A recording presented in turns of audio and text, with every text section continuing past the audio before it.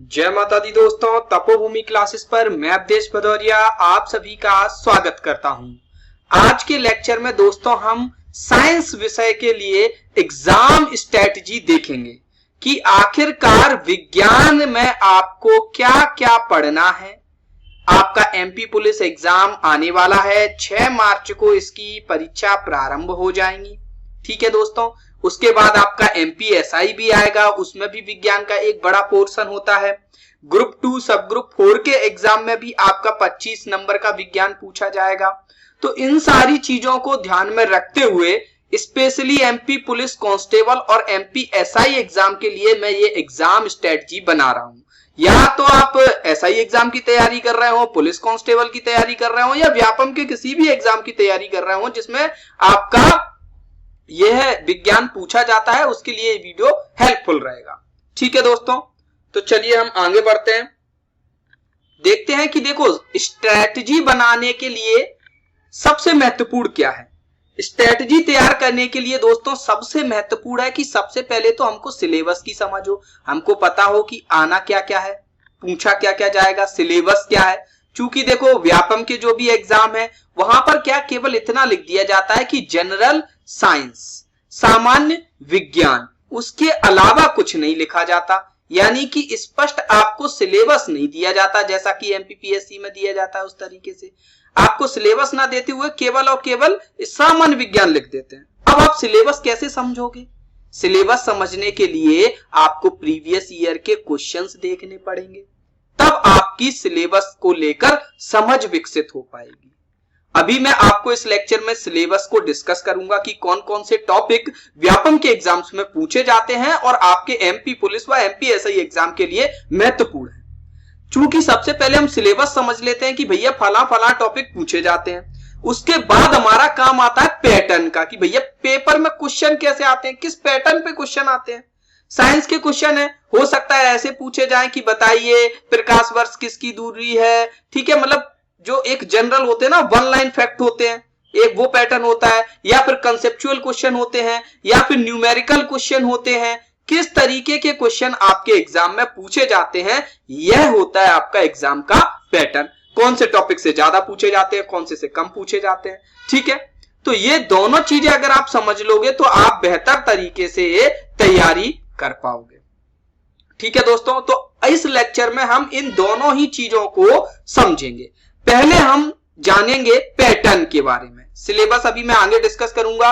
हम लोग एक कोर्स भी लेके आए हैं साइंस के लिए, स्पेशली एमपी पुलिस और एमपीएसआई के लिए, जो कि हमारे एप्लीकेशन पे है। उसकी भी डिटेल मैं आपको इस वीडियो के आखिरी में दूंगा।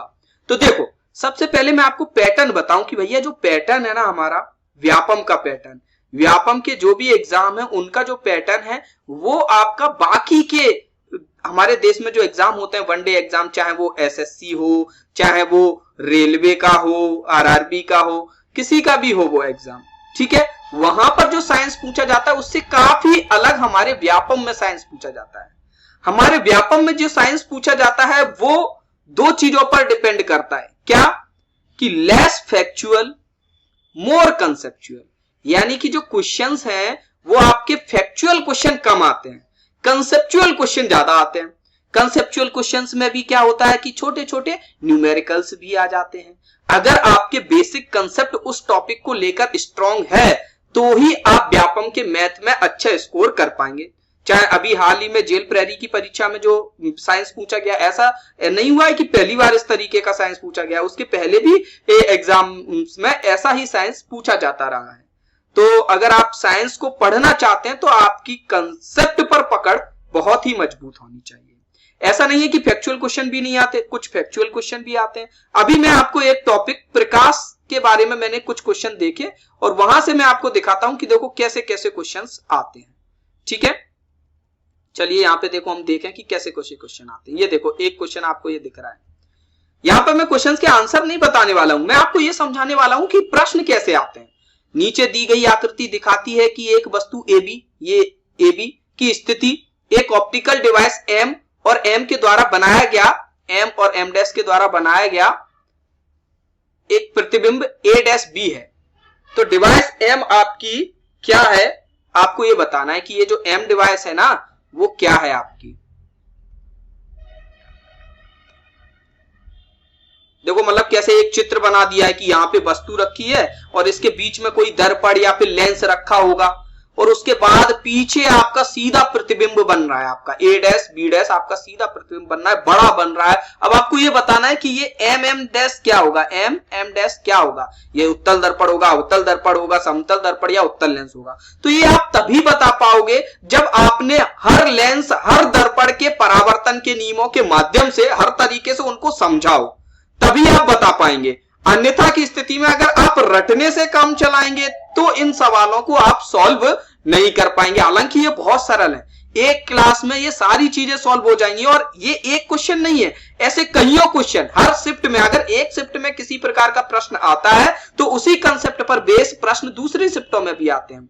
ये देखिए बिल्कुल सिंपल चीज था, एक केंद्र बिंदु होता है, आपसे कुछ नहीं सेंटर पूछा गया था, आपसे जो सेंटर पॉइंट होता है ना आपका दर्पण का, लेंस का, ठीक है, वो आपसे पूछा गया था और उसके लिए ऑप्शन ऐसे घुमा घुमा के दे दिए, ठीक है, घुमा घुमा के दे दिया। आप खूब जानते हैं कि ये फोकस लेंथ है, ठीक है, ये कर्वेचर है, लेकिन आप क्या है जब प्रश्नों को इस तरीके से घुमा के लैंग्वेज के तौर पे दे दिया जाए तो वहां पर हम कंफ्यूज हो जाते हैं। तो छोटे छोटे शब्द हैं उनका भी ज्ञान होना चाहिए हमको और हर चीज की परिभाषा किस तरीके से दी जाती है ये भी पता होना चाहिए, क्योंकि व्यापम ने परिभाषाएं बहुत पूछी है, ये भी एक तरीके का परिभाषा का ही प्रश्न है। आगे ये देखो, ये सिंपल न्यूमेरिकल, कुछ न्यूमेरिकल होते हैं उस तरीके की कि दो दर्पण रखे हुए हैं 70 डिग्री के उस पे, तो बताइए कितने प्रतिबिंब बनेंगे। ये आपके जनरली इंट्रेंस एग्जाम में आते हैं, जो इंजीनियरिंग के इंट्रेंस एग्जाम है उनमें पूछे जाते हैं इस तरीके के प्रश्न, ठीक है, लेकिन ये यहां पर भी पूछे जा रहे हैं, ठीक है, लेकिन हम कर लेंगे, बहुत ही सिंपल क्वेश्चन है, कोई ज्यादा कठिन नहीं है। अब ये देखिए, एक आभासी, एक सीधा और समान आकार का प्रतिबिंब किसके द्वारा निर्मित होता है, पुलिस कांस्टेबल, ठीक है। तो ये प्रश्न भी, इससे भी हम तभी कर पाएंगे जब हमने सभी दर्पणों के बारे में, सभी लेंस के बारे में अच्छे से पढ़ा है और हमको कहीं पर भी रटने की जरूरत ना पड़े, क्योंकि अगर आप रटोगे तो इस तरीके के सवालों को कभी भी नहीं रट पाओगे, क्योंकि इसमें वैरायटी बहुत आ सकती है, बहुत सारे सवाल बन सकते हैं आपके, तो वहां पर आप इसको रट के नहीं कर सकते। ये देखिए लेंसों को लेकर है कि लेंसों की शक्तियां दी गई हैं आपको और फिर उनकी फोकस दूरियां निकालनी है, एक सिंपल से फॉर्मूले, फॉर्मूले बेस्ड न्यूमेरिकल आते हैं, ठीक है, उनका संयोजन भी निकालना है कि जब उन दोनों लेंसों को मिला देंगे तब उनकी फोकस दूरी क्या होगी वो भी बतानी है, ठीक है, एमपीएसआई में पूछा गया। हालांकि जब आप पढ़ लेंगे एक बार तो ये बहुत सरल लगेगा, लेकिन अगर आप सही कंसेप्चुअल तरीके से नहीं पढ़ेंगे और रट के जाएंगे तो आपको ये चीजें कठिन लगेंगी। अब ऐसा नहीं है कि ऐसे ही कंसेप्चुअल ही क्वेश्चन आते हैं पूरे, आपके फैक्चुअल क्वेश्चन भी आते हैं। ये देखो एमपी पुलिस कांस्टेबल में ही आया, एक किताब पढ़ते समय पुस्तक और आंख के बीच आवश्यक न्यूनतम दूरी कितनी होनी चाहिए, ठीक है, तो इस तरीके के फैक्चुअल ये तो हर बार आते हैं, हर एग्जाम में पूछे जाते हैं। ये देखिए निर्वात में प्रकाश की गति क्या होती है, तो ऐसे फैक्चुअल क्वेश्चन भी आपके एग्जाम में पूछे जाते हैं। तो यहां पर अगर मैं आपको बताऊं कि आपके देखो 3 तरीके के क्वेश्चन है, एक तो है, पहला तो है आपका फैक्चुअल क्वेश्चन है जो कि डायरेक्ट फैक्ट वाले आ रहे हैं, इसके लिए कोई भी बुक आप ले सकते हैं, स्पीडी वगैरह, वहां से आप रटाई कर सकते हैं आपके, ठीक है, और वहां से एक प्रश्न आपको मिल जाएंगे। दूसरे आ रहे हैं कंसेप्चुअल क्वेश्चन आप एक अच्छे शिक्षक से ही पढ़ सकते हैं अगर आपका कमजोर है, या तो आप एनसीईआरटी उठा लो और वहां से पढ़ना स्टार्ट करो और खुद से समझें।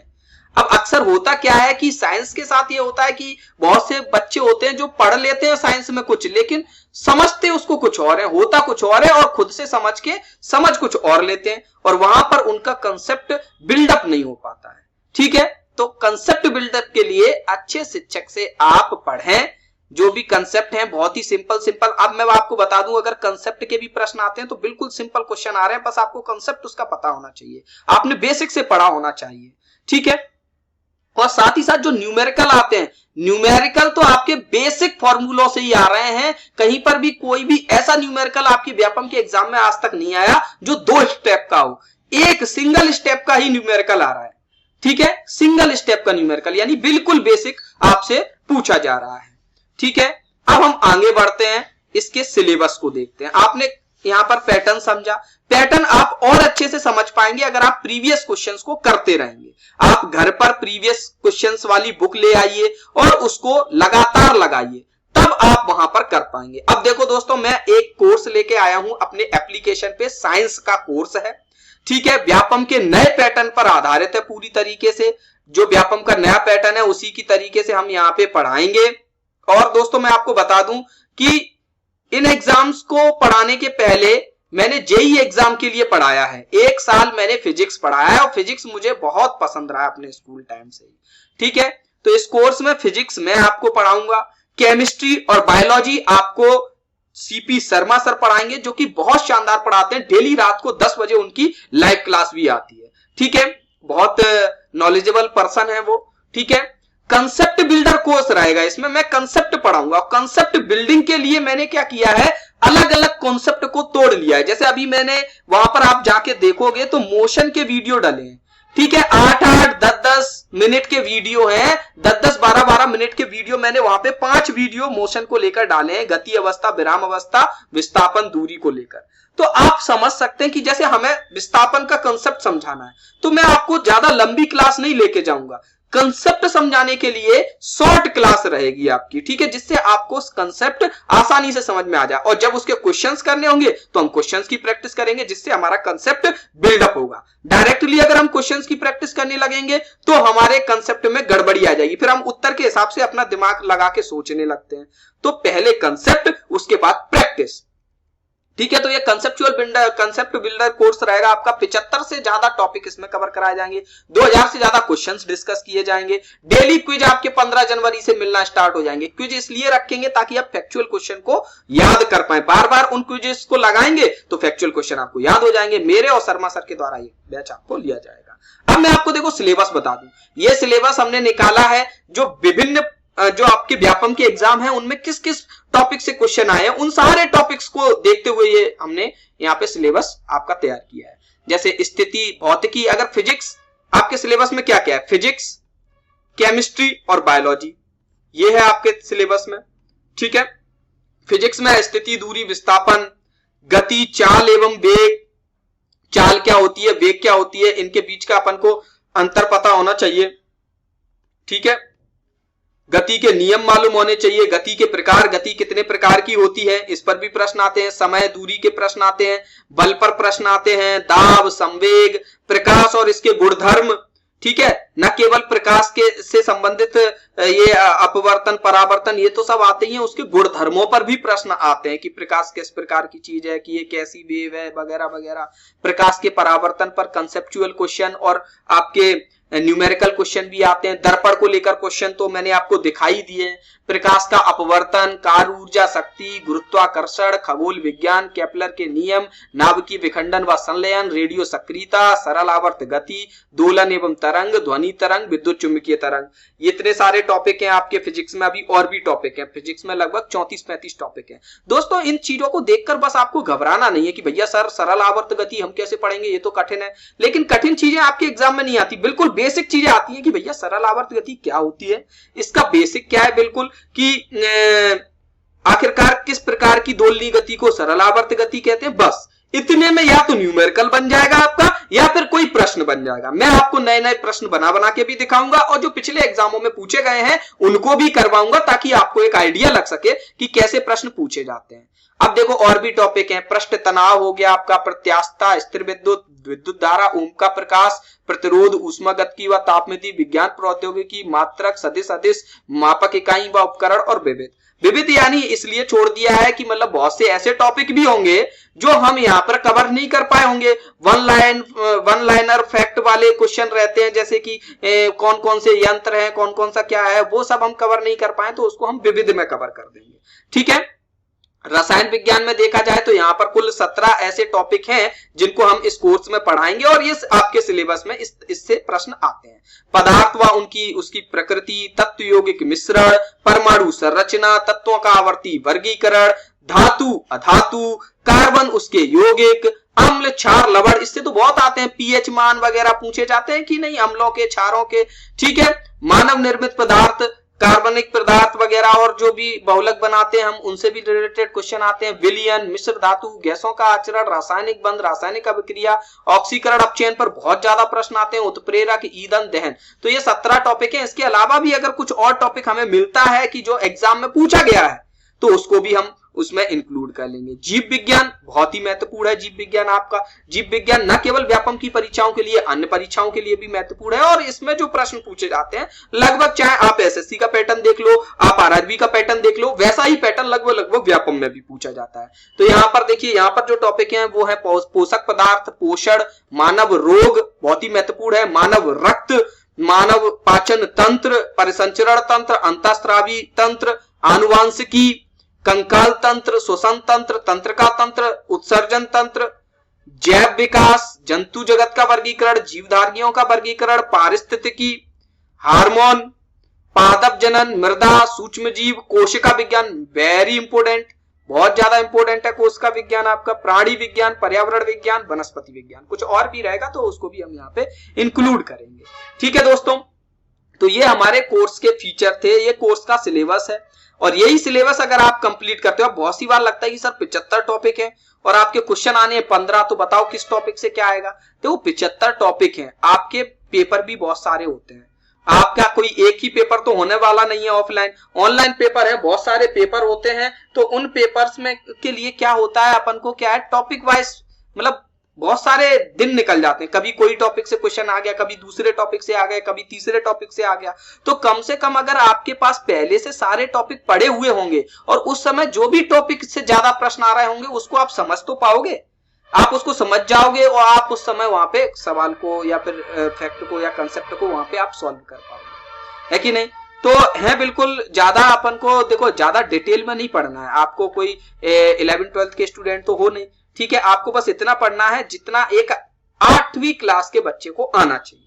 तो उसी लिहाज से हमारी क्लासेस चलेंगी। अब ये देखो हमारे जो कोर्स के फीचर हैं वो भी देख लो, डेली 2 वीडियो मिलेंगे आपको, ठीक है, डेली 2 वीडियो मिलेंगे, कभी कभी 3 या 4 वीडियो भी मिल सकते हैं, ठीक है, कभी कभार एक आध वीडियो भी मिल सकता है। सारे रिकॉर्डेड क्लास रहेंगी, रिकॉर्डेड लेक्चर रहेंगे, इसलिए क्योंकि ये कंसेप्चुअल क्लासेस हैं। कंसेप्चुअल क्लासेस आपकी रिकॉर्डेड ही बेहतर रहती है, क्योंकि हमें पता है कि हमें क्या समझाना है, कंसेप्ट को कैसे 5 मिनट के अंदर समेटना है ताकि हर किसी को ये समझ में आ जाए।